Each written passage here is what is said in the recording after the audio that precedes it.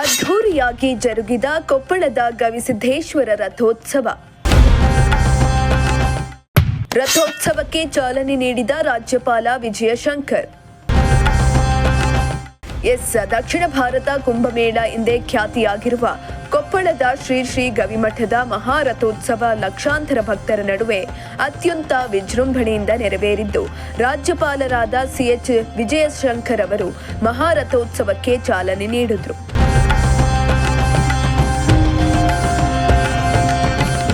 ಇದೇ ಸಂದರ್ಭದಲ್ಲಿ ಶ್ರೀಮಠದ ಪೂಜ್ಯರಾದ ಶ್ರೀ ಅಭಿನವ ಗವಿಸಿದ್ದೇಶ್ವರ ಮಹಾಸ್ವಾಮಿಗಳು ಮಾತನಾಡಿ, ಪ್ರತಿ ವರ್ಷವೂ ದಾಖಲೆ ಸೃಷ್ಟಿಸುವಂತೆ ಜಾತ್ರೆ ಆಯೋಜನೆಗೊಳ್ಳಲು ಭಗವಂತ ಶ್ರೀ ಗವಿಸಿದ್ದನ ಕೃಪೆಯೇ ಕಾರಣ.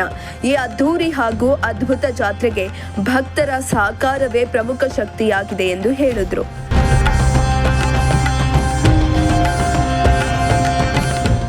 ಇನ್ನು ಗವಿಸಿದ್ದೇಶ್ವರ ಮಹಾರಥೋತ್ಸವದಲ್ಲಿ 10 ಲಕ್ಷಕ್ಕೂ ಅಧಿಕ ಭಕ್ತರು ಪಾಲ್ಗೊಂಡಿದ್ದರು ಎಂದು ಅಂದಾಜಿಸಲಾಗಿದ್ದು, ನಗರಕ್ಕೆ ಸಂಪರ್ಕಿಸುವ ಸಣ್ಣ ಪುಟ್ಟ ರಸ್ತೆ ಹಾಗೂ ರಾಷ್ಟ್ರೀಯ ಹೆದ್ದಾರಿಗಳಲ್ಲಿ ಭಕ್ತರು ಕಾಲ್ನಡಿಗೆ ಮೂಲಕ ಆಗಮಿಸಿದ್ರು.